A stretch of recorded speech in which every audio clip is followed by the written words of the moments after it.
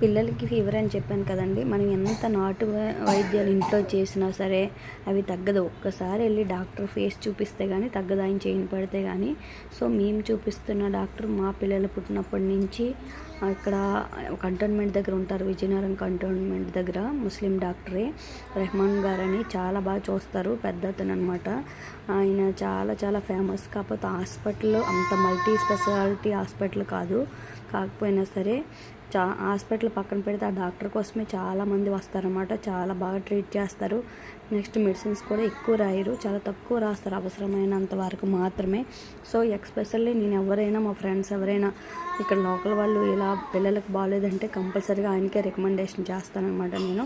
అంటే చాలా బాగా చూస్తారు అని చెప్పేసి. సో నైట్ ఏదైనా లైట్గా ఫుడ్ పెట్టమన్నారు. సో వాళ్ళకి ఆల్రెడీ మనకైనా ఫీవర్ అయినా కూడా నోరు చప్పచప్పగా ఉంటుంది కదా. సో నేనైతే ఇప్పుడు టమాటా చట్నీ, నెక్స్ట్ దోశ వేద్దాం అనుకుంటున్నాను. యాక్చువల్లీ ఇడ్లీ బ్యాటర్ ప్రిపేర్ చేయడానికి అవ్వలేదండి, ఎందుకంటే పాపని హాఫ్ డే స్కూల్కి పంపించి తీసుకొచ్చాను. బాబు ఇంట్లోనే ఉన్నాడు. సో చూసుకోవడం వల్ల నాకు అవ్వలేదు. సో ఇప్పుడైతే నేను నైట్కి దోశలు వేద్దామని డిసైడ్ అయ్యాను అనమాట. యాక్చువల్గా నేను నైట్ రైస్ పెట్టడం వల్ల రసం వేసి నైట్ వామిటింగ్ అయిపోయింది. సో దానివల్ల నేను మరి రైస్ అనేది స్కిప్ చేస్తాను. డాక్టర్ గారు కూడా జావ కానీ ఇలాంటి లైట్ ఫుడ్ కానీ పెట్టమన్నారనమాట. సో అందుకే దోశ పెడదామని చెప్పేసి డిసైడ్ అయ్యాను. దోశ కోసం అయితే బ్యాటర్ ప్రిపేర్ చేసుకుంటున్నాను ముందే ఫ్రిడ్జ్లోంచి తీసేసి, ఎందుకంటే అది అప్పటికల్లా కూలింగ్ తగ్గితే ఈ దోశలు ఇంకా బాగా వస్తాయని చెప్పేసి. మా పిల్లలు ఆనియన్ దోశ అడిగారు. ఆనియన్ అంటే వాళ్ళకి ఎందుకో అని చాలా చాలా ఇష్టం అనమాట. సో ఆనియన్ దోశ అనేది, సో అందుకోసమని ఆనియన్ దోశ కోసం ఆనియన్స్ కూడా అన్నీ రెడీగా చేసి పెట్టుకున్నాను అనమాట. సో నేను మెడిసిన్ చెప్పాను కదా, మెడిసిన్ ఏమి ఇస్తారో మీకు ముందు చూపిస్తాను చూడండి. మా పాపకి యాక్చువల్గా స్టమక్ పెయిన్ ఉంటుంది చాలా డేస్ నుంచి. వేరే డాక్టర్కి లేనప్పుడు వేరే డాక్టర్కి చూపించమైనా తగ్గలేదనమాట. ఇతను 5 days వాడమని చెప్పేసి ఇచ్చారనమాట. సో చాలా తక్కువ రాస్తారు.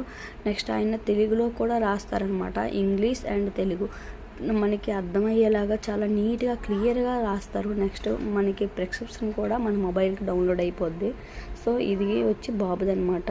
సో చాలా క్లియర్గా ఉంటుంది. ఇంకెప్పుడైనా మనకి అవసరమైనా కూడా ఈ ప్రిస్క్రిప్షన్తో మనం ఏదైనా మెడికల్ షాప్లో మెడిసిన్స్ తీసుకోవచ్చు.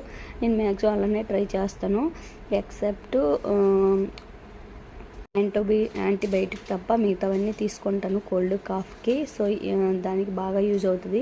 ఈ సిరప్ అయితే ఫీవర్కి బాగా పనిచేస్తుందండి. నేను కూడా బయట నార్మల్గా ఫీవర్ వచ్చినప్పుడు తీసుకుంటుంటాను. సో మీకు ఈ వీడియో నచ్చితే please subscribe to my channel. Thank you for watching.